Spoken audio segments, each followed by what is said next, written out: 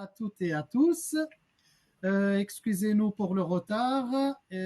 Écoutez, là, comme disait Dr Raouf, la technologie parfois est censée nous faciliter la tâche, mais bon, c'est les aléas. On aime bien. Comme quoi, c'est du direct. Et voilà. Donc, tout d'abord, merci à nos panélistes, Dr Camélia Gabi, que je vais présenter bien sûr après, Dr Mariam Alouhli. On est partenaire pour ce webinaire de l'école postgraduate de Granada avec Dr Raouf.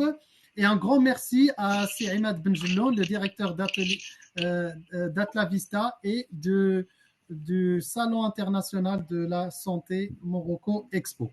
Donc, comme vous le savez, l'A2G s'est inscrite durant le mois de Ramadan sur une série de webinaires à destination des soignants, du grand public et surtout pour un partage des expériences en sachant que les personnes âgées, c'est un petit peu des personnes souvent fragiles et durant le mois de Ramadan, voire même avant le mois de Ramadan, on est sur une optique de sensibilisation et sur diverses thématiques qui touchent au sujet âgé, autant sur la prévention que sur les thématiques liées à la maladie. Alors, sans m'attarder, je vais présenter Dr Camélia Gabi. Je suis très heureux de l'avoir parmi nous. Je la remercie énormément, malgré son agenda chargé. Donc, je rappelle que Dr Gabi Camélia est médecin spécialiste en endocrinologie, diabétologie et en nutrition. Elle est membre de plusieurs sociétés savantes, notamment elle est membre permanent de l'Association européenne de la thyroïde et aussi membre de l'Association française de la maladie de la surrénale. Elle va aborder le sujet du diabète et on sait très bien que le diabète fait des ravages dans notre cher pays. Donc, elle est mieux placée que n'importe qui pour parler de cette thématique et surtout dans ce contexte du mois de Ramadan et du jeûne chez les personnes âgées. À toi la parole, cher ami, pour cette présentation, pour ta présentation. Merci. Tu peux parler. À toi la parole, oui. Camélia. Oui, vous m'entendez là? Oui, on t'entend très bien. Très bien, bonjour. Donc bonjour, merci, je suis vraiment très heureuse d'être parmi vous. Merci beaucoup mon cher ami Dr Imad Hafidi, le président de l'association euro-marocaine de la gériatrie, pour tout ce que tu fais pour à la fois promouvoir la gériatrie au Maroc, et ailleurs, là où tu exerces très très bien, et la promotion également de la collaboration entre médecins. Je remercie également tous nos invités, toute personne qui s'est intéressée à notre sujet. Donc, sans plus nous attarder, nous allons aborder le sujet du jeûne des personnes âgées. Alors, les personnes âgées sont, durant ce mois sacré de Ramadan, confrontées à une situation très particulière. Déjà qui sont dans une situation de fragilité, comme on va le voir. Ils sont déjà diabétiques avec une pathologie chronique lourde de conséquences. Leur situation est assez particulière. Ces trois composantes, quand elles se réunissent, c'est dire la difficulté de la gestion de cette situation.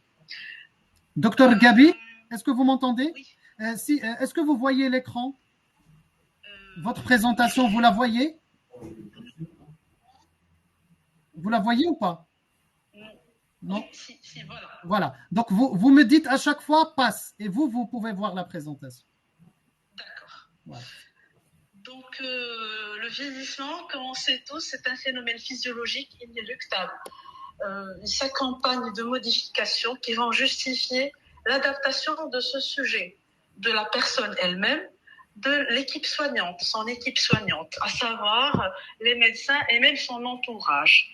cette adaptation va se faire face aux diverses situations qui peuvent être soit pathologiques. Le cas abordé ce soir sera le diabète, et la situation peut être une situation particulière, socio-culturelle ou religieuse, comme le jeûne du mois de Ramadan. Donc, on passe. Voilà. Donc, comme il est connu au niveau de la société, et même au niveau des gériatres, ce sont eux qui ont classé, ils ont essayé de classer ces sujets en 3 catégories. Il est classique de classer le sujet âgé en 3 catégories. Alors la première catégorie, c'est, je crois que la diapo précédente, c'est la diapo précédente, c'est le sujet âgé qui a réussi son vieillissement.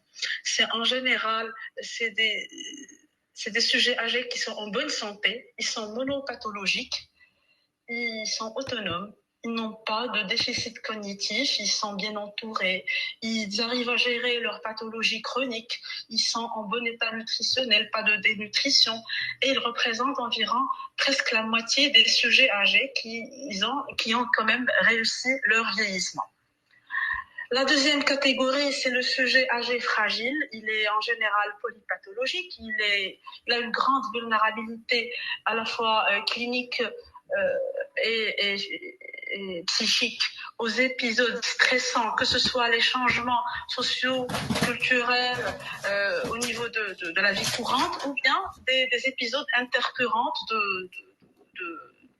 de décompensation de ces pathologies chroniques, ou bien des épisodes d'infection itérative. Il est polymédiqué en général, il a un état nutritionnel qui est précaire, il est souvent isolé, et il représente environ 25 à 30% de cette population. La troisième catégorie, c'est le sujet âgé handicapé. Comme vous savez mieux que moi,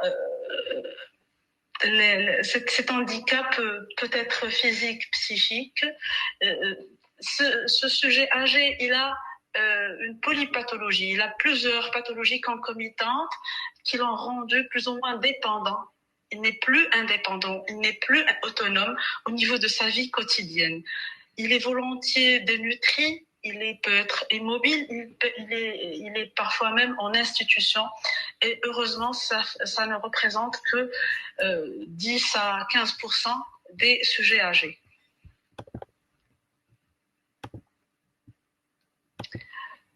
Donc, cette situation d'âge qui est inéluctable les rend fragiles.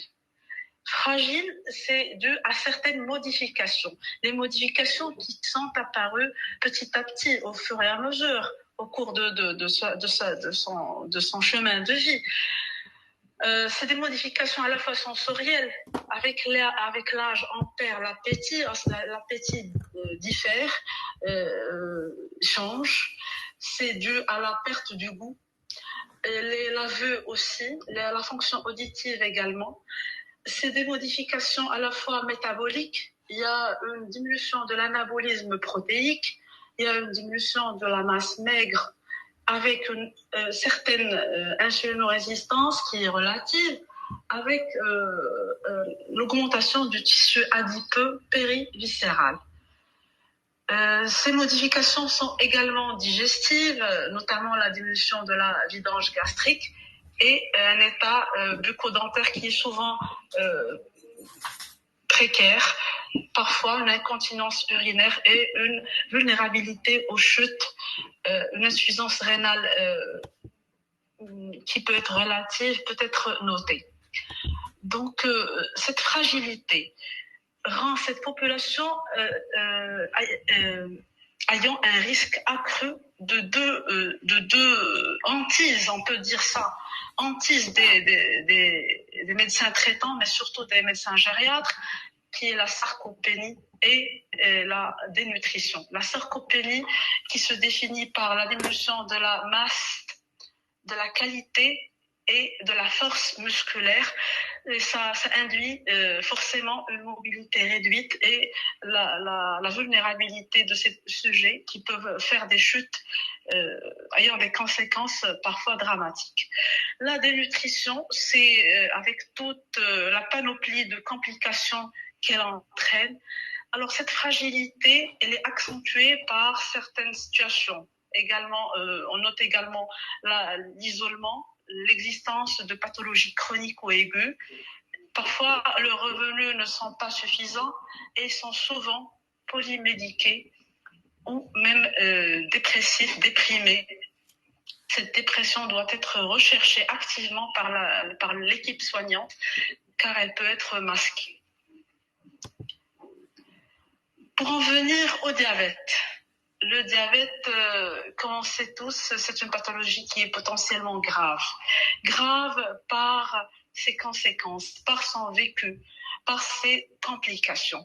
C'est la première cause d'insuffisance rénale terminale et de dialyse de par le monde. C'est une cause de micro et de macroangiopathie, avec notamment les infarctus de myocarde, les AVC, les accidents vasculaires cérébraux, les amputations de membres. C'est la cause de cécité dans le monde dans presque 5% des cas. En 2019, on a recensé 1,5 million de décès qui sont dus au diabète sucré. Au Maroc, les dernières données de l'AMS nous parlent d'un taux de prévalence de 12,4%. C'est dire la gravité de cette pathologie. Et pour cette population, il faut savoir que le quart des sujets qui ont plus de 65 ans sont diabétiques et la moitié sont en prédiabète. Donc, au niveau de cette population de sujets âgés, il y a 2 challenges qui sont nécessaires à garder en esprit. Il ne faut pas traiter excessivement les gens qui sont gravataires, fragilisés, et ne pas traiter insuffisamment les gens qui sont, les personnes âgées qui sont en bon état général, c'est-à-dire ils ont une bonne espérance de vie. D'où l'obligation d'adapter les objectifs thérapeutiques de ces patients en fonction de chaque catégorie. Et de ce fait, les dernières recommandations de l'association américaine nous parlent d'élargir un peu, il faut avoir un peu la main large pour les deux catégories, les 2 dernières catégories, savoir les catégories des patients fragiles ou même handicapés. On peut aller pour des hémoglobines glyquées jusqu'à 8 pour la 2e catégorie. Pour les glycémies postprandiales, on peut être large, on peut tolérer même des 1,80 g. On peut aller jusqu'à 2 grammes pour la 3e catégorie. Il faut surtout viser à éviter l'hypoglycémie et les symptômes de l'hyperglycémie. Par contre, pour les sujets qui ont réussi leur vieillissement, les objectifs glycémiques se rapprochent de l'adulte jeune. C'est-à-dire, il faut garder une hémoglobine glyquée qui se rapproche de 7%, et avec des glycémies à la fois à jeun qui ne dépassent pas les 1,3 g et les glycémies postprandiales ne dépassant pas les 1,80 g. Laquelle hypoglycémie est un risque accru qu'il faut guetter, chercher et craindre, même prévenir chez tous les sujets diabétiques. Elle est due à 3 phénomènes qui peuvent s'intriquer. En général, ils s'intriquent. C'est une insulinocarence qui s'installe progressivement, forcément. C'est l'évolution naturelle de la pathologie. Avec l'âge, on note une insuffisance rénale qui est progressive, relative, et chez certains patients, on a une neuropathie végétative. Et comme on l'a dit, il y a parfois l'intrication de ces 3 phénomènes. La situation spéciale, spécifique, diabétique et sujet âgé nécessite l'entraide, la prise en charge pluridisciplinaire de tous les intervenants visant à améliorer la qualité de vie, améliorer les soins prodigués et prévenir, traiter les facteurs de risque cardio-métaboliques. Et ceci va passer inéluctablement par des mesures spécifiques. Ces mesures doivent être entreprises le plus tôt possible. C'est des mesures à la fois gériatriques et familiales et mesures diabéto-nutritionnelles. Pour ce qui est des mesures gériatriques et familiales, je ne vous apprends rien. C'est l'évaluation à chaque consultation des possibilités. Tout ce qui est possibilités cognitives, possibilités familiales, financières, les revenus, l'aide, l'assistance, l'existence d'entourage. Est-ce qu'il est entouré? Est-ce qu'il est en famille? Est-ce qu'il y a un personnel qualifié? Est-ce que c'est possible, il se prépare lui-même ses repas en famille? Est-ce que il se fait livrer? Est-ce qu'il y a nécessité d'hospitalisation ou d'institutionnalisation? Ensuite, en plus, bien sûr, des évaluations classiques, le degré d'autonomie, l'évaluation nutritionnelle, notamment la recherche d'une dénutrition, et sans oublier l'état cognitif de ces patients. Pour ce qui est des mesures diététiques et médicamenteuses, le volet diététique qui sera étalé, il sera bien exposé par le docteur Mariama Louahli, notre consultante en nutrition. Juste 2 mots, c'est que contrairement à l'idée répandue, les besoins de sujets âgés en protéines ne sont pas diminués, ils sont au contraire supérieurs, un tout petit peu supérieurs à ceux de l'adulte jeune, et il faut essayer de prévenir et traiter certaines carences vitaminiques, notamment en vitamine D et en oligo-éléments, surtout les carences calciques. Concernant l'activité physique, elle doit être adaptée aux possibilités et aux pathologies intercurrentes, la possibilité de chaque patient. L'exercice de mise en charge ou d'entraînement en résistance serait l'idéal. Cependant, on se contente en général pour les sujets âgés de la marche régulière, qui est déjà le pilier de l'activité physique chez le sujet âgé. Pour les mesures médicamenteuses, l'arsenal thérapeutique du diabète sucré ne cesse de s'élargir. Mais il faut garder à l'esprit certaines notions. Il faut, pour cette catégorie de patients, les sujets âgés, essayer de désintensifier, simplifier au maximum les schémas thérapeutiques. Éviter surtout les hypoglycémies, éviter les surcoûts thérapeutiques, éviter les thérapeutiques dont le bénéfice n'est pas bien établi, c'est-à-dire les surtraitements qui ne servent pas beaucoup à grand-chose. Et la formation surtout de tous les intervenants qui prennent en charge ce sujet, à savoir les médecins, le personnel soignant et les familles, sans oublier l'évaluation périodique. C'est une évaluation qui va chercher à voir si on est toujours dans les mêmes cibles, dans les mêmes approches thérapeutiques et même cibles thérapeutiques. C'est une évaluation qui doit se faire au moins annuellement, si ce n'est d'une manière semestrielle. C'est une évaluation des complications du diabète sucré et du statut gériatrique en même temps. Pour ce qui est des moyens thérapeutiques, la metformine reste, c'est le grand classique, c'est la première intention, sauf s'il y a effet indésirable, gastro-intestinal notamment. Il faut craindre en prescrivant les sulfamides hypoglycémiants, surtout les sulfonylurées, il faut craindre les hypoglycémies, parce qu'elles ont une longue durée d'action en général, et préférer les glymides pour cette famille. Pour ce qui est des gliptines, elles seraient les meilleures, sauf que leur efficacité n'est pas toujours très apprécié par le personnel soignant. Ça dépend des cas, ça reste du cas par cas. Il faut quand même garder à l'esprit que les analogues de la GLP1 et les inhibiteurs de la SGLT2 sont efficaces, mais elles sont contre-indiquées chez les sujets de plus de 75 ans.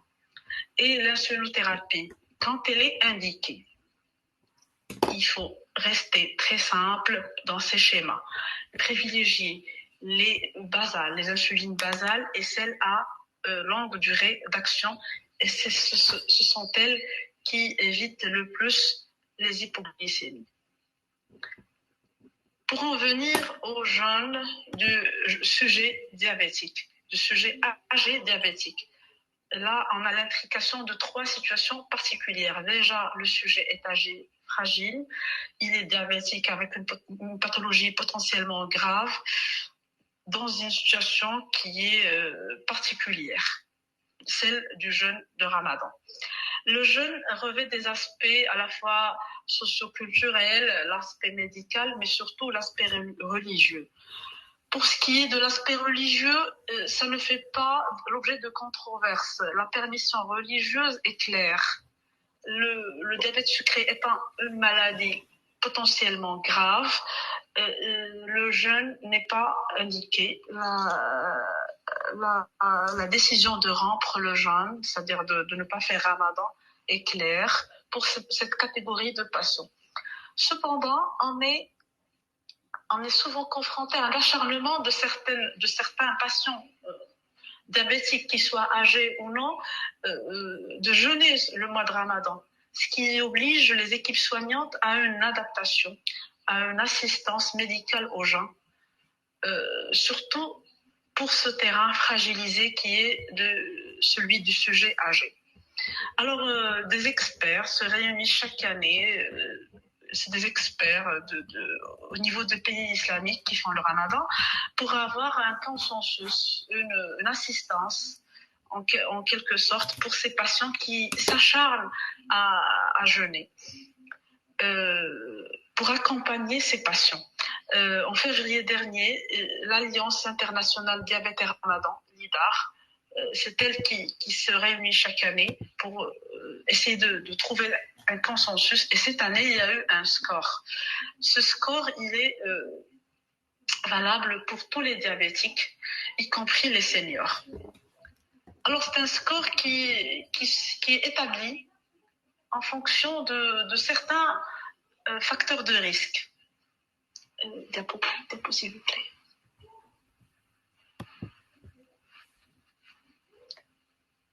Il est établi en fonction de certains facteurs de risque qui permet de juger la possibilité ou non. Il aide au fait à prendre cette décision pour le patient.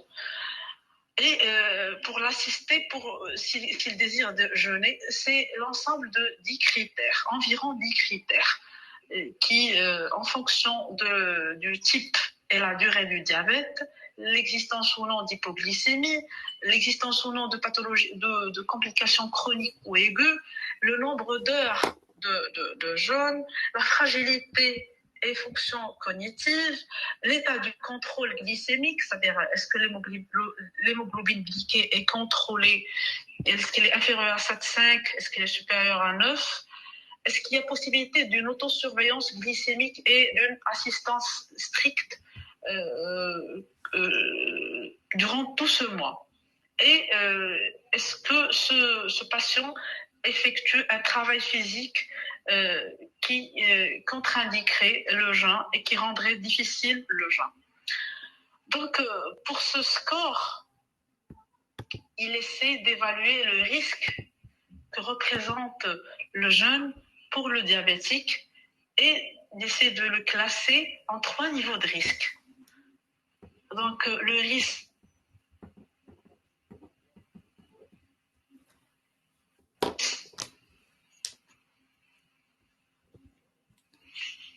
Oui, docteur Camélia, le risque faible?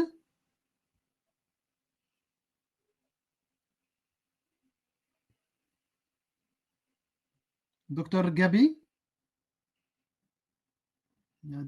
Apparemment, il y a des petits problèmes de connexion. Ok. Oui, docteur Camélia?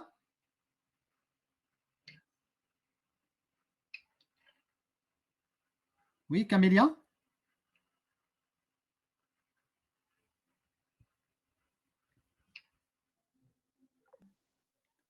Ah, il y a eu un souci, donc bon, bah, écoutez, c'est les aléas du direct, hein.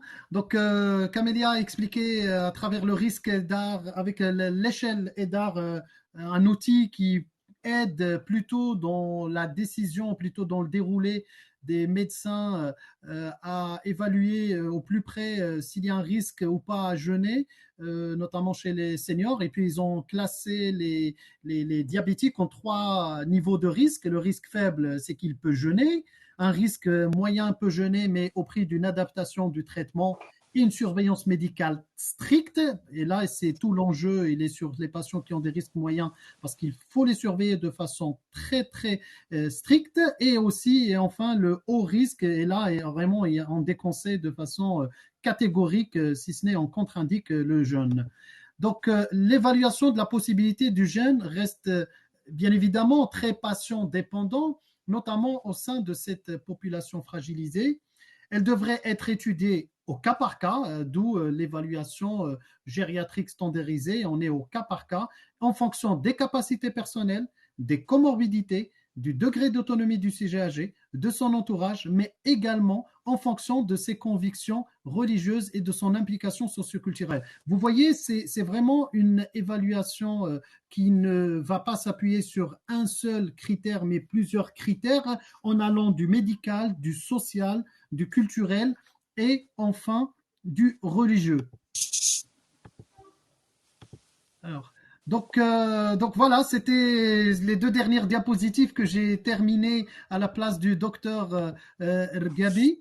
Je trouve que sa présentation était parfaite. On a appris beaucoup de choses avec elle. Euh, voilà, donc là je reviens. Elle me voit, mais bon, c'est les aléas du direct, c'était C'est pas parfait. grave. C'était très très bien. J'ai présenté les trois derniers points, mais tu peux toujours rebondir. Moi, je te Merci. remercie énormément sur la qualité de ta présentation. C'est tout l'esprit gériatrique qu'on a dans ta présentation en tant que médecin spécialiste, diabétologue. Et on voit très bien que d'abord, vous nous mettez dans le bain puisque vous classifiez les patients en robustes, fragiles, et puis les dépendants. Et là, on a la réponse qui est claire et nette. Après, tu mets en garde par rapport aux trois, je dirais moi, trois grands risques de complications. L'hypoglycémie, trois croix, plus, la déshydratation et la dénutrition qui va aggraver l'état de santé. Attention, diabète, ça reste une maladie pas si anodine que ça reste une maladie grave. Un quart des patients de plus de 65 ans sont diabétiques, la moitié sont en prédiabète. Ne pas traiter excessivement, et je te remercie beaucoup de le dire, les personnes âgées et notamment quand ils sont grabataires, parce que ça ne sert à rien. On est vraiment sur au cas par cas, parce qu'on n'est pas là pour traiter non plus les chiffres, il faut s'adapter à l'état général. Et puis, tu as bien dit, et ça on aime beaucoup, c'est un peu, on va dire, le dada des gériatres et des médecins qui prennent en charge des personnes âgées, c'est une prise en charge pluridisciplinaire. La qualité de vie, c'est la priorité. Tu as parlé quand même brièvement de l'activité physique et puis de la nutrition. On a la chance d'avoir Myriam Alouali, mais je vais lui donner rapidement la parole. Et tu as bien dit qu'il faut éviter tout ce qui est des surcoûts de traitement inutiles. Place de l'information. Merci beaucoup, Camélia. On ne sait mieux faire que les choses où on est formé.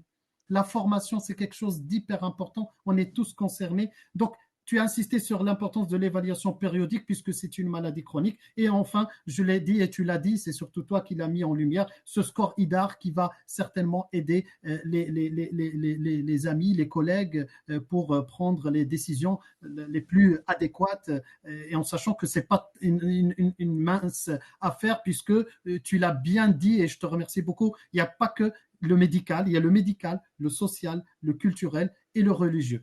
Donc, merci beaucoup. Donc, je vais revenir aux questions à la fin. Sans m'attarder, je vais passer la parole rapidement à Dr Myriam Alouali. Donc, moi, je suis très content et maintenant, ça devient presque un rendez-vous incontournable avec Mariama tous les ans quand il y a le Ramadan et toutes les thématiques qui touchent à la nutrition. Donc, docteur Mariama Louhli, elle est docteur en biologie moléculaire et cellulaire, spécialité neurosciences, plutôt axé troubles du comportement alimentaire. Un gros Exactement. travail qu'elle a fait, je dirais, plutôt entre les deux rives, mais cette fois-ci, c'était de l'autre côté de l'Atlantique.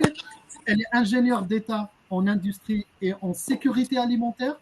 Donc, elle connaît très très bien, comme on dit, l'alimentation, ça va, on va dire, du supermarché, parfois De la même force jusqu'à la fourchette. jusqu'à la fourchette. Donc, tu le dis si bien. Elle est aussi formatrice et conférencière en nutrition et en sciences des aliments. Et moi, en tant que président de la 2G, je suis heureux de l'avoir dans le noyau du bureau, puisqu'elle est membre du conseil d'administration de l'Alliance euro-marocaine de gériatrie et de gérontologie. À toi la parole, Mriama. Merci beaucoup. Merci beaucoup, Monsieur le Président de l'Alliance de gériatrie. Merci beaucoup, Docteur Ahmed, pour les efforts que tu fournisses en fait derrière les écrans afin en fait d'organiser ce genre de webinaire, surtout pendant le mois sacré, le mois de Ramadan. Et on a besoin de ça. Merci pour le choix de sujet parce que c'est très très important. Ramadan et personnes âgées, je pense qu'on a tous dans l'entourage une personne âgée, mais le problème, on n'a pas tous les bons outils en fait pour accompagner en fait la personne âgée pendant le mois de Ramadan, si bien sûr ils décident ou bien les spécialistes décident que cette personne pourra en fait jeûner tranquillement. Alors je vais partager avec vous en fait ma présentation. Je ne sais pas si vous arrivez en fait à la voir. Pas encore, ça va venir.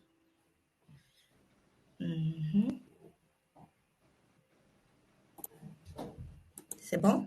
Il faut agrandir l'écran, je pense que ça va. C'est bon? Il faut agrandir l'écran. C'est Attendez, bon? est-ce que C'est c'est bon? bon? C'est bon Ouais. pour tout le monde? Ouais, super. Alors, comme chaque année, j'aimerais bien faire un petit rappel par rapport en fait l'interaction entre âge et nutrition.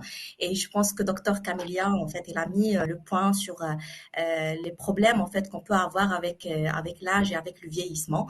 On peut trouver la masse corporelle maigre, la malabsorption de nutriments, la malnutrition, le risque d'obésité qui est associé au diabète, risque d'anorexie, métabolisme de base lent en fait qui est aussi associé à l'obésité, réduction de la masse osseuse.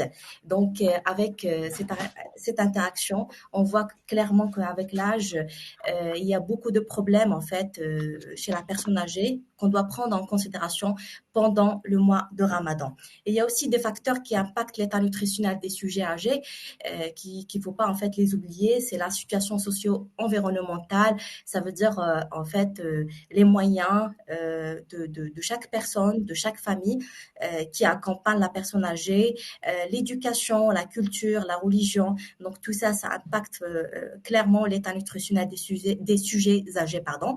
Les problèmes bucco-dentaires, c'est un problème très fréquent chez la personne âgée et donc il faut le voir sérieusement parce que en fait avec les problèmes, ces problèmes-là peuvent entraver la prise alimentaire des personnes âgées. La pathologie ou bien plusieurs pathologies chroniques qui s'installent avec l'âge, comme les maladies neurodégénératives, la dépression, le diabète. Et il y a le traitement médicamenteux qu'on oublie parfois, mais il y a une interaction entre les médicaments et la prise alimentaire. Il y a des médicaments qui coupent la faim, il y a des médicaments qui favorisent l'appétit, donc il faut prendre ça en considération surtout pendant le mois de Ramadan. Et il y a les régimes restrictifs que j'aime pas du tout, surtout pour la personne âgée, c'est pas adapté. Alors, j'aimerais bien partager avec vous un tableau qui résume quand même l'alimentation globale d'une personne âgée et comme en fait il a été dit par Dr Camélia que en fait l'apport nutritionnel et surtout l'apport calorique est augmenté avec l'âge et on ne le diminue pas. Donc ça c'est vraiment l'erreur qu'on est en train de faire, que plusieurs personnes peuvent le faire. Donc l'apport calorique s'est augmenté avec l'âge. Donc, c'est à peu près 35 kilocalories par kilo par jour. Donc, si la personne âgée, en fait, a 60 kilos, donc c'est à peu près 1900 kilocalories. Les protéines aussi, on l'augmente avec l'âge. Donc, ça peut arriver jusqu'à 1,2 grammes. Là, c'est écrit 1 gramme, c'est la moyenne, mais on peut arriver jusqu'à 1,2 grammes par kilo par jour. Il y a aussi la partie glucides et les lipides. Ça, c'est important important, même s'ils sont diabétiques. Il faut pas oublier que en fait les glucides c'est une source d'énergie pour ces personnes-là. Et il y a la partie lipide que je divise en fait sur deux. Il y a les acides gras essentiels, les acides gras saturés. Malheureusement, on mange d'une manière abondante en fait les acides gras saturés dont on n'a pas besoin avec un taux élevé. Par contre, les acides gras essentiels, j'insiste en fait sur ça parce qu'il faut respecter le rapport oméga 3, oméga 6 pour ne pas favoriser l'inflammation, pour ne pas favoriser aussi l'apparition de plusieurs maladies liées à cet apport-là. Et il y a aussi côté fibres alimentaires qu'on oublie parfois. C'est vrai que vu les problèmes bucco-dentaires qu'on voit très fréquemment chez les personnes âgées, on dit que en fait oui, les fibres, c'est question en fait de l'état de la personne âgée et si il a aussi des problèmes par exemple digestifs, etc. Donc tout dépend bien sûr de son état, mais j'insiste sur ça parce que les fibres alimentaires font partie de l'apport nutritionnel de la personne âgée, vu qu'en fait ils favorisent l'absorption des micronutriments, ils nourrissent en fait, ils nourrissent aussi la flore intestinale qui a un lien direct avec la dépression des personnes âgées. Il faut pas oublier ce point-là aussi. Et les fibres alimentaires aussi, en fait, ont un lien direct avec le fonctionnement du système digestif.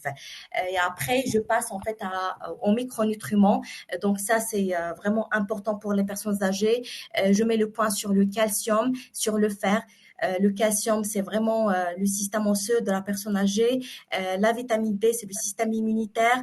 Le groupe de vitamine B aussi, c'est important pour la personne âgée et il a en fait un lien avec le fonctionnement cérébral des personnes âgées. Il y a le fer et la vitamine E pour combattre en fait les radicaux libres et le vieillissement.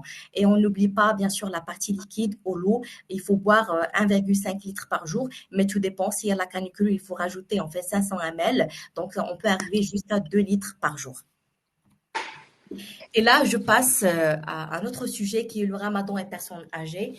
Et j'étais très contente parce que j'ai cherché là-dessus, j'ai trouvé pas mal de publications en fait au Maroc, qui ont été effectuées au Maroc sur ce sujet-là, ramadan et personnes âgées.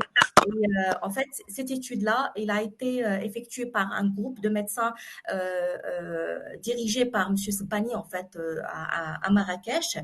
Et ils ont pris en fait un échantillon de 70 patients, d'accord, des personnes âgées, d'accord, qui ont été divisés sur deux, 35. Ils ont décidé en fait, qu'ils peuvent jeûner vu qu'ils ont un bon état de santé, et 35, ils peuvent pas jeûner vu qu'en fait, ils ont des complications, que ce soit dégénératives, diabète type 1, type 2, dénutrition et des infections.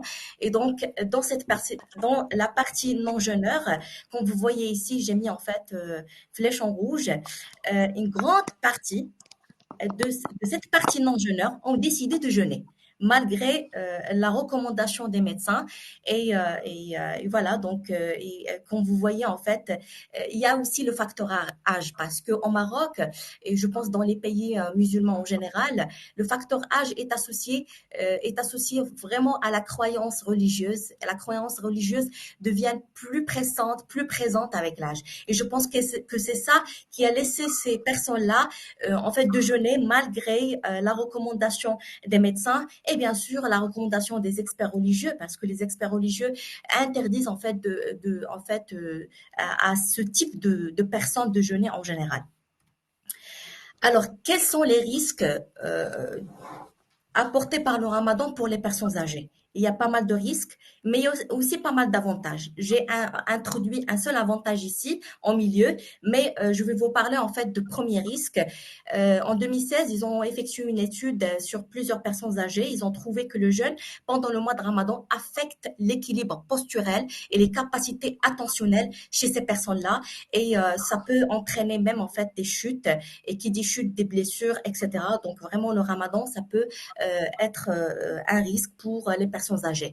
Et il y a aussi à la fin, j'ai mis le point sur, et d'ailleurs c'est une publication très récente, le problème de déshydratation. Il y a aussi la diminution de la fonte musculaire, et donc tout ça c'est constaté durant le mois de Ramadan et durant le jeûne des personnes âgées. Et au milieu, j'ai mis en fait plusieurs phrases qui ont mis l'accent sur l'avantage du jeûne pour ces personnes âgées, mais j'ai mis en fait à la fin les personnes âgées qui peuvent avoir un avantage pendant le mois de Ramadan sont des personnes âgées qui ont, on peut dire, un bon statut physiologique et métabolique. D'accord? Ils peuvent bénéficier en fait, comme on dit, de bienfaits du Ramadan, et donc ils ont constaté qu'il y a une diminution en fait de l'anxiété et une amélioration des symptômes somatiques.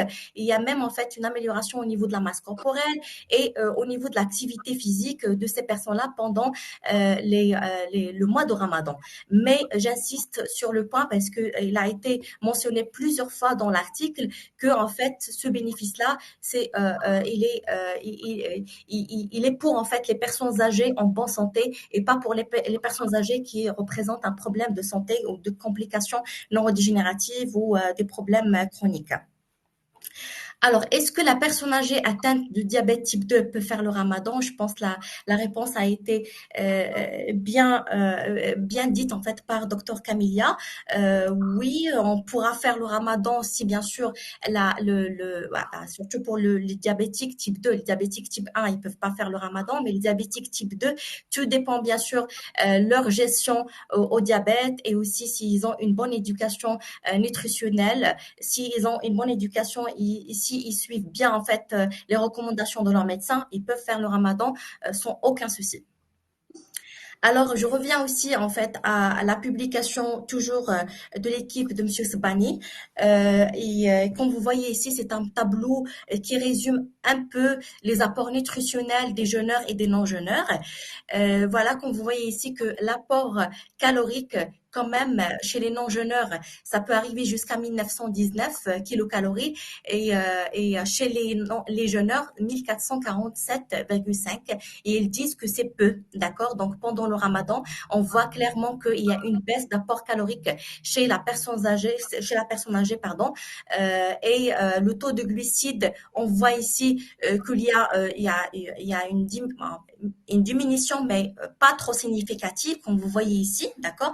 En fait, les jeûneurs peuvent prendre en prix 207,3, alors que non-jeûneurs 268,8. Alors, je veux juste en fait détailler en fait un point là-dessus, parce que chez les non-jeûneurs, l'apport nutritionnel, il a été en fait pris pendant plusieurs repas.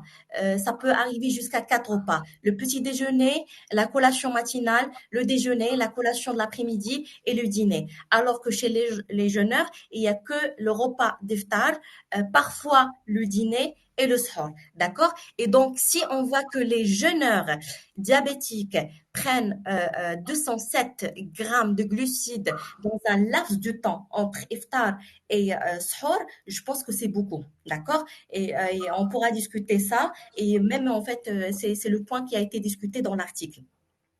Par rapport aux lipides, par rapport aux protéines, on voit que c'est vrai que la partie protéines chez les jeûneurs, il y a une diminution très très significative par rapport à l'apport protéinique. Le cholestérol, bon, il y a une diminution, donc c'est bien, mais on voit pas ici si c'est le bon cholestérol ou bien le mauvais cholestérol, on peut pas juger. Donc, on peut pas juger du ramadan sur le cholestérol total chez la personne âgée.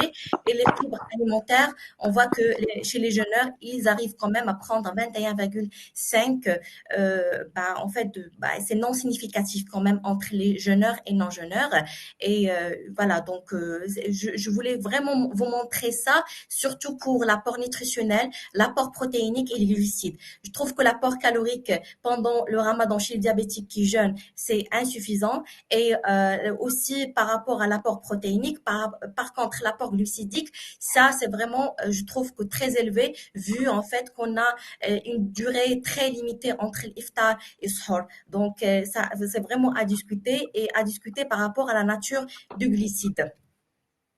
Alors, pendant le mois de Ramadan, il faut vraiment surveiller le poids corporel de la personne âgée, probablement tous les jours, hein. Donc, pour ne pas avoir une chute brutale du poids corporel, et ça peut être un signe en fait d'une dénutrition.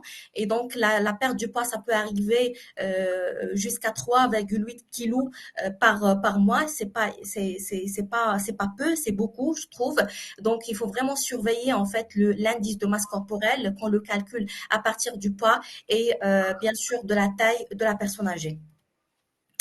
Donc, le statut physiologique des diabétiques pendant le mois de Ramadan, ils ont trouvé que la plupart des patients ont montré aucun changement au niveau du contrôle de leur taux de glucose parce que si on suppose que le ramadan améliore le taux de glucose, et ben là, en fait, c'est pas le cas, malheureusement, même si ils ont jeûné, donc c'est pas le cas. Chez quelques patients jeûneurs, il y a soit une augmentation, une baisse de leur taux de glucose par jour, ça veut dire soit une hypoglycémie, soit une hyperglycémie.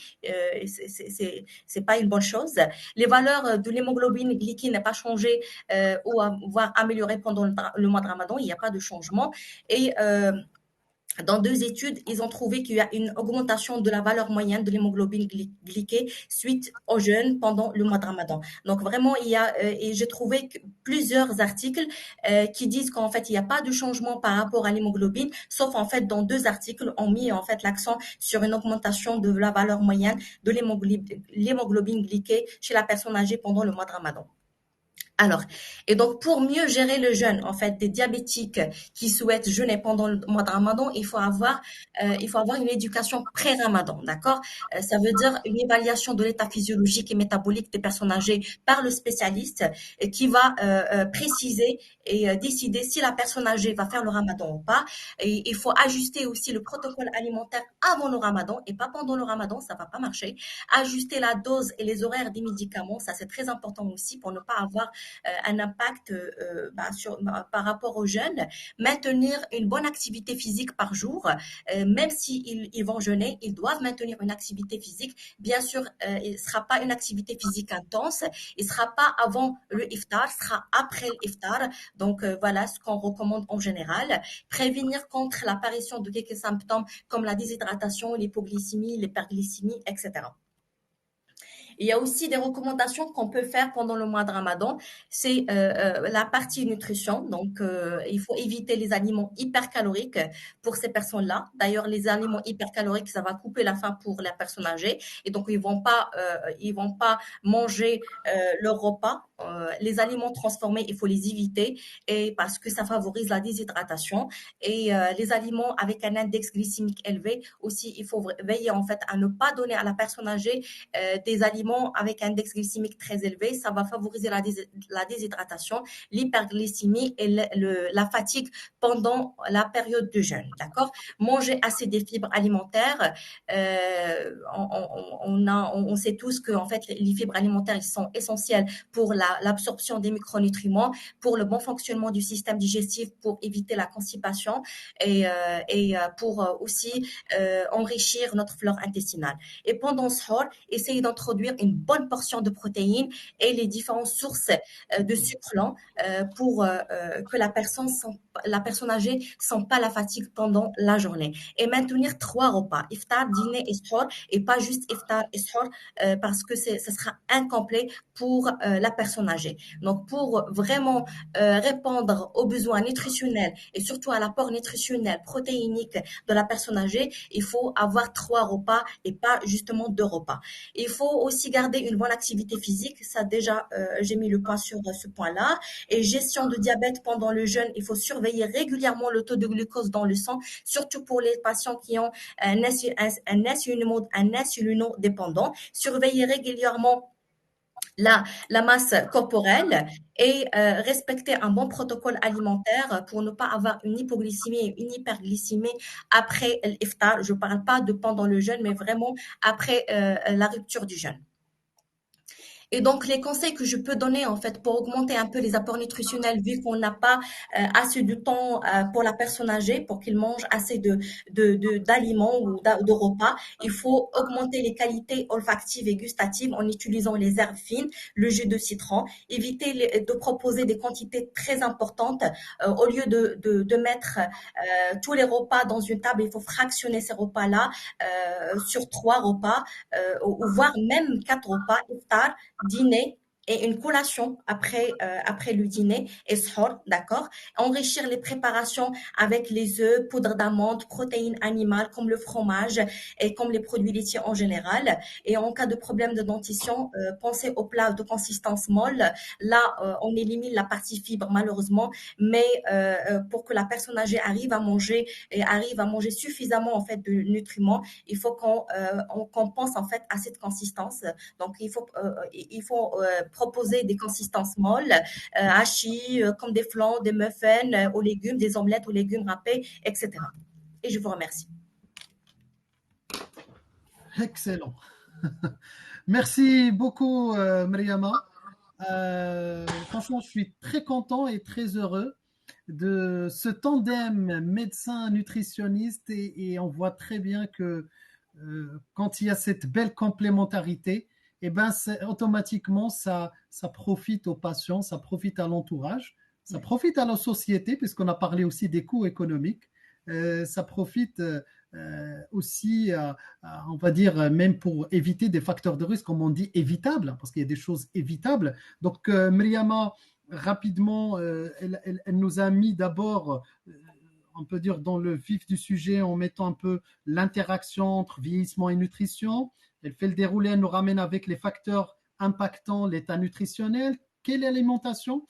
Elle a bien insisté que les besoins du sujet âgé sont identiques aux jeunes. Elle l'a dit aussi, docteur Gabi. Ça, c'est vraiment un message important. C'est pas parce qu'on a âgé qu'on n'a pas les mêmes besoins caloriques. Et puis après, on arrive au ramadan et personnes âgées. Et puis surtout, dès le départ, elle nous met en garde sur 3 choses, surtout déshydratation, dénutrition qui va aggraver la sarcopénie, en sachant que la sarcopénie, c'est une baisse fente musculaire et associée à une baisse aussi de la force musculaire. C'est une double définition et de la masse et de la fonctionnalité. Et attention à l'hypoglycémie. La réponse, elle le dit bien, Mariama, comme elle l'a dit, docteur Gabi. Est-ce que toute personne âgée est-ce que les personnes âgées peuvent jeûner? La réponse est oui. Mais est-ce que toute personne âgée peut jeûner? Eh bien, la réponse est non. C'est au cas par cas. Et vraiment, j'ai beaucoup apprécié ce que disait aussi Mariama, c'est qu'il y ait des recommandations pré-Ramadan et des recommandations pendant le Ramadan. Avant le Ramadan, surtout, ajuster le protocole alimentaire avant. Tout le travail de la prévention, il est en amont, en lien avec les médecins spécialistes, en lien avec les médecins généralistes de première ligne. C'est eux qui sont en première ligne, en lien avec les nutritionnistes de première ligne, les diététiciens. Tout ça, c'est un travail qui se fait en amont parce qu'il y a des choses qui sont évitables. Elle a mis le point surtout, j'ai noté les points importants, les horaires des médicaments, qu'est-ce qui est faisable, qu'est-ce qui n'est pas faisable, et puis des recommandations pendant le Ramadan autour de 3 axes, la nutrition, l'activité physique.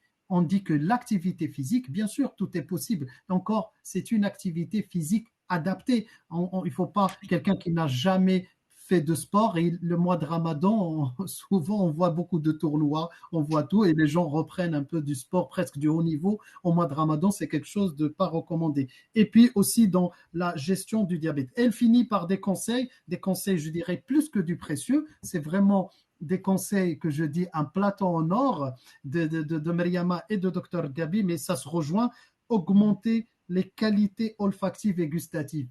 On l'a déjà dit lors d'un ancien webinaire et même de conférence, il y a une différence entre la baisse de l'appétit et l'envie de manger.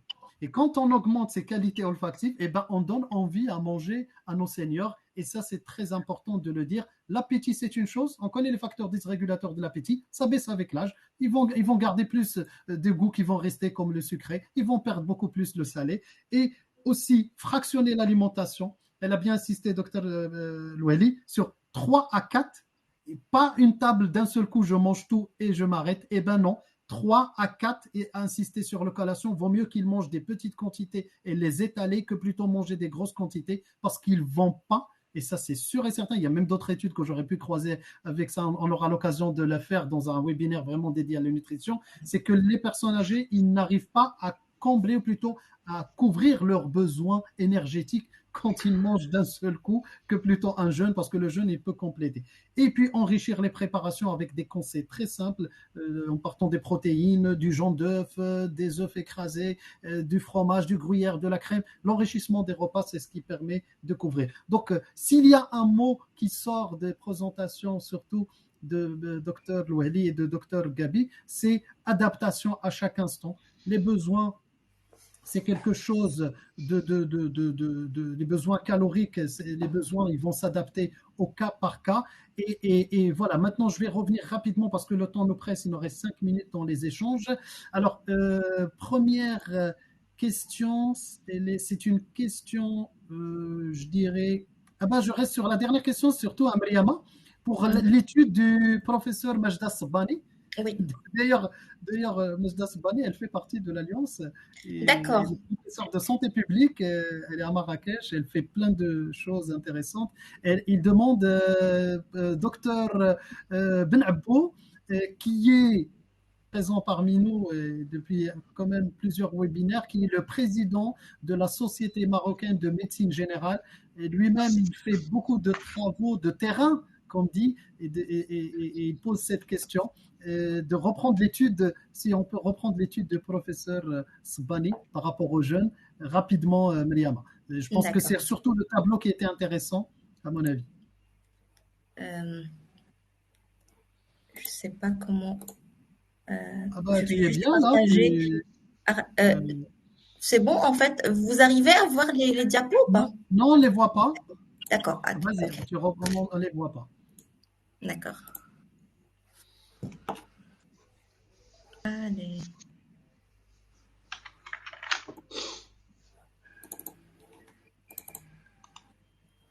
Je pensais qu'il n'y avait que moi qui avait un écran qui ressemblait à Mariama, mais il y a pire que moi. Ça me rassure.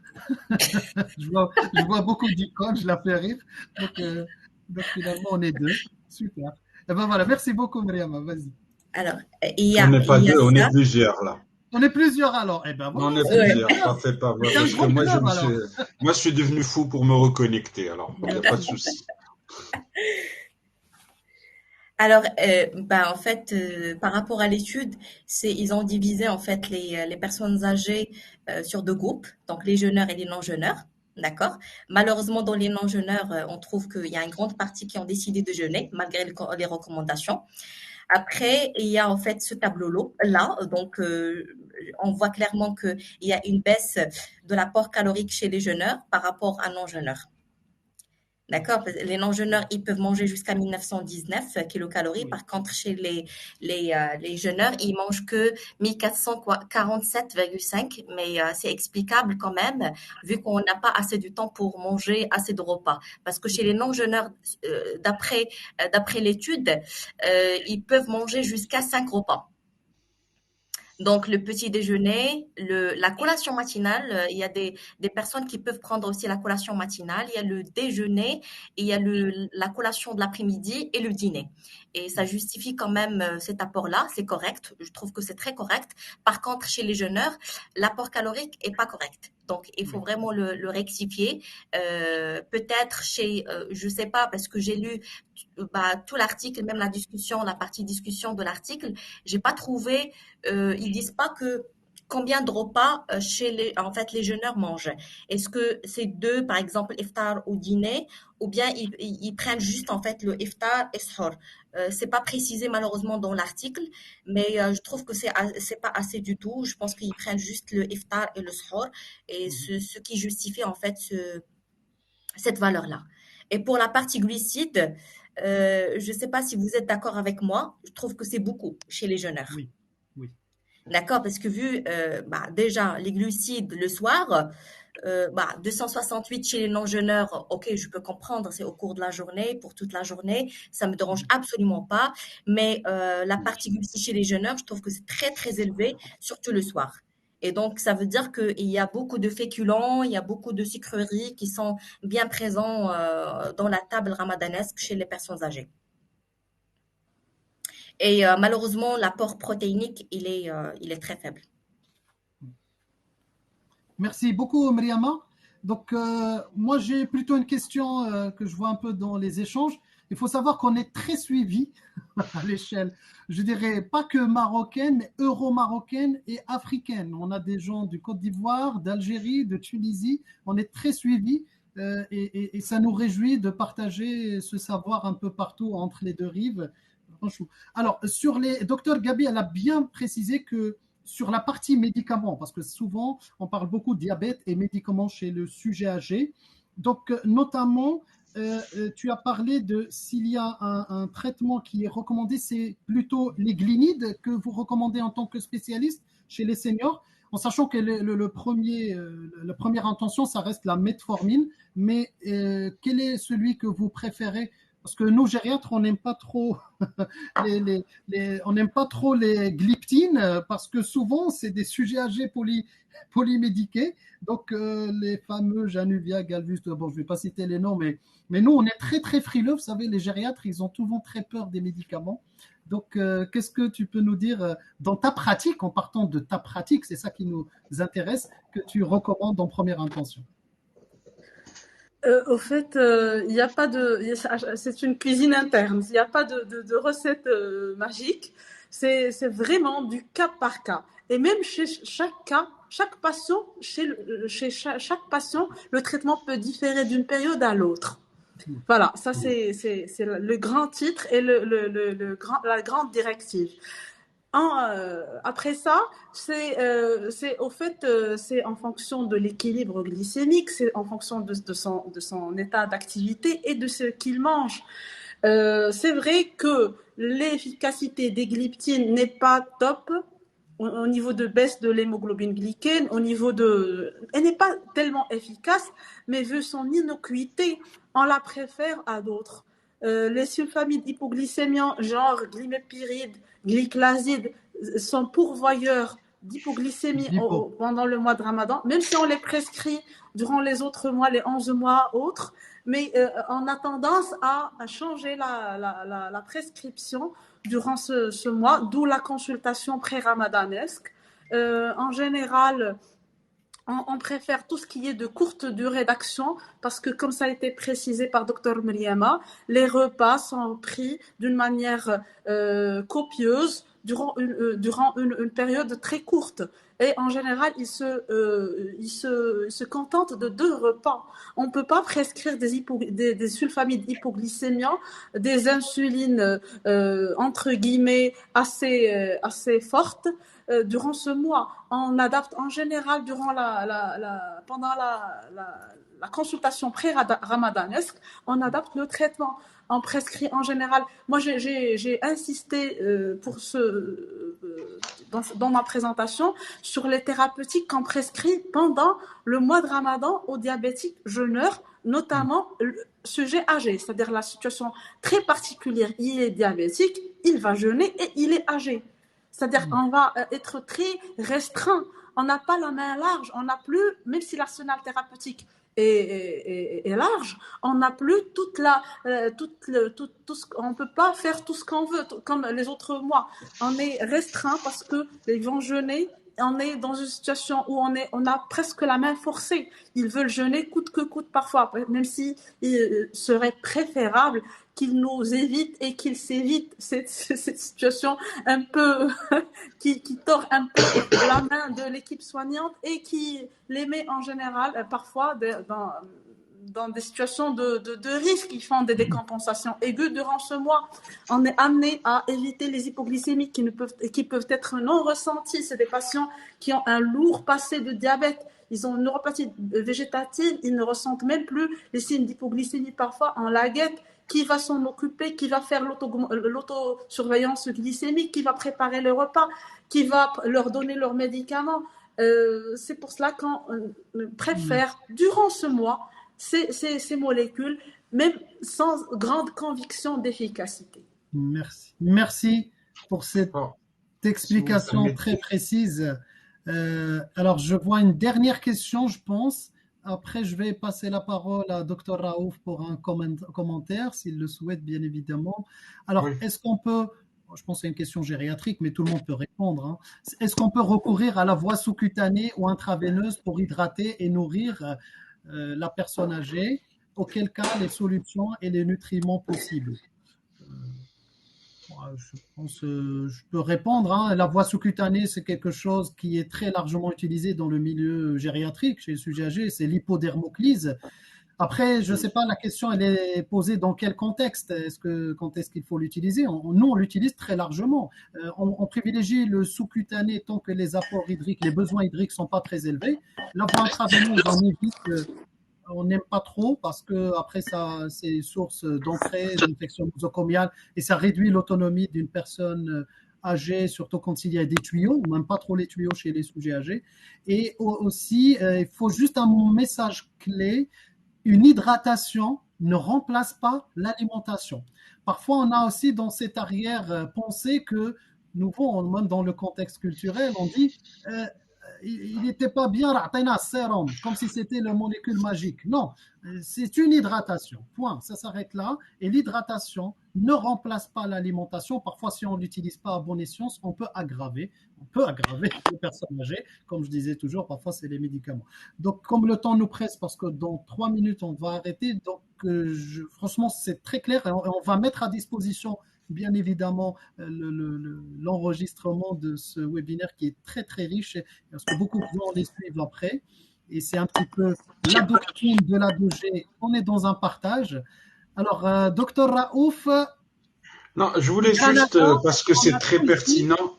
On a Montpellier, on a l'Araïch, on est très content de la région du nord du Maroc, ma Camélia, il y a Rabat, il y a tout, hein, il y a Paris. Et c'est Raouf. C'est l'Espagne, oui. C'est un peu l'Espagne. À toi, docteur. Non, je voulais juste, c'était juste quelques remarques en quelque sorte, parce que c'est très intéressant de mettre le tiret sur ces cas par cas, période par période. C'est très important. La prévention, elle est super importante. C'est pas attendre le mois du Ramadan pour faire même cet entraînement en cas où le malade décide de faire le jeûne, de faire son Ramadan, même donc on doit le préparer quand même et surtout préparer l'entourage parce que quand on parle de personnes âgées, donc c'est des personnes relativement dépendantes, donc et là, je reviens vers docteur Mariama parce que cuisiner des carottes, c'est pas la même chose que de manger des tubercules crus. Dès qu'on cuisine, on libère beaucoup plus de glucose et là, vraiment, il faut de l'information pour la famille. C'est surtout ça, c'est cet exercice de l'information pour la famille. Le problème, c'est qui peut se charger de ça? Généralement, le médecin, surtout les médecins spécialistes, ont juste le temps de faire leur diagnostic, les recommandations thérapeutiques, etc. Mais quand le suivi pharmacothérapeutique, la vigilance pharmacothérapeutique, tout ce qui est nutrition, vraiment, il va falloir faire un effort et des canaux d'information et surtout des webinaires de ce genre parce que l'information vérace, scientifique, doit être à tous les niveaux. Merci. C'est Raouf. Oui, si je peux vous rassurer, je sais que Mriama, elle fait un travail remarquable sur les médias, du lundi au vendredi sur les radios. Non, c'est pour ça que je l'ai dit. Tu as tout à fait Comment raison. cuisiner les carottes? C'est une très très bonne question. C'est une très bonne question parce que, merci Dr Raouf, effectivement, parce que déjà j'ai dit l'index glycémique, un index glycémique, je pense que pas tout le monde connaît ce terme-là. Et dès qu'on parle en fait de l'index glycémique, on croit que on parle des sucreries ou des trucs raffinés. Non, c'est pas ça. L'index glycémique, on peut le trouver dans la carotte, dans par exemple la patate douce, la pomme de terre. D'ailleurs, la patate douce, la pomme de terre, après la cuisson, l'index glycémique est très très élevé. C'est l'équivalent, c'est pas d'une baguette avec la farine blanche. Hein. Et la carotte, c'est la même chose. Donc effectivement, la cuisson impacte énormément en fait l'index glycémique des aliments naturels. Je parle même pas des aliments transformés, industriels, etc. Je parle pas de sucre ajouté. Avec ce qu'on a à la maison, ça veut dire le basique, les fruits, les légumes, il faut qu'on fasse très très attention par rapport au choix de repas par rapport à la personne âgée, surtout la personne âgée avec le diabète type 2. Donc, comme vous avez dit, docteur Raouf, donner la carotte juste après la cuisson à une personne âgée, bien sûr, on va avoir un taux élevé en fait de glucose. La patate douce, la même chose, la pomme de terre, la même chose. Mais si on parle et on crée un langage et une bonne, je sais pas, une bonne relation avec le patient, l'entourage du patient, et on explique bien les choses par rapport à ça, surtout par rapport à ce point-là, parce que moi, par exemple, je dis pour baisser l'index glycémique, il faut prendre la pomme de terre froide, parce que la pomme de terre froide baisse l'index glycémique et Oui. pas la pomme de terre juste après la cuisson. Et donc la pomme de terre au four, pas la pomme de terre à la vapeur. Donc vraiment c'est différent et il faut vraiment faire un guide, je pense. C'est le moment pour faire un guide pour les Marocains parce qu'effectivement, euh, on continue à manger bien au Maroc. On mange des fruits, des légumes, mais quand même, on voit qu'il y a pas mal de diabétiques chaque année.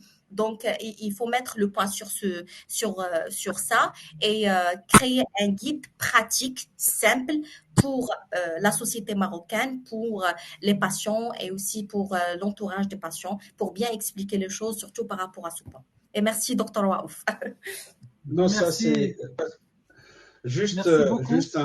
juste une petite observation, docteur Ahmed, juste une petite observation.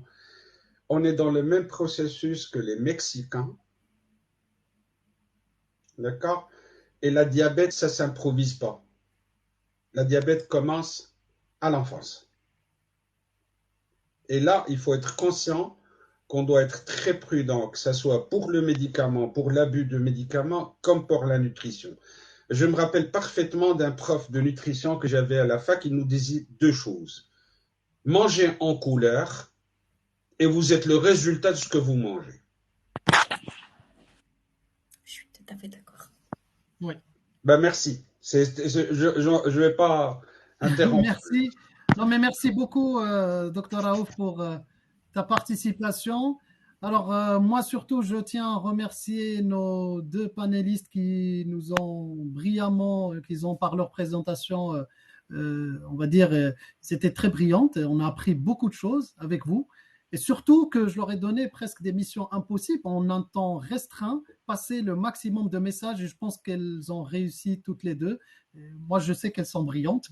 C'est pour ça que nous, on ramène que les meilleurs. Je suis très content, on est fiers de ce qu'elles font. Et je pense que ça ne s'arrête pas au webinaire. Je sais qu'elles font toutes les deux un travail remarquable. Et je sais qu'est-ce qu'elle fait Camélia, je sais ce qu'elle fait Mariama. Alors, un grand merci à nos partenaires. Dr Raouf, merci beaucoup pour les thématiques. Je pense que c'était aussi une thématique qu'on va encore aborder dans d'autres webinaires, hein, parce qu'il y a beaucoup de choses à se dire et on est vraiment dans un partage des expériences, des richesses.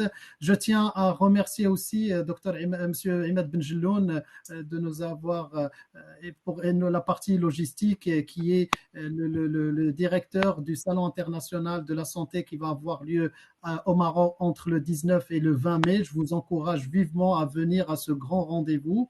Je remercie beaucoup les collègues, les diététiciens, les nutritionnistes, les médecins, les grands publics.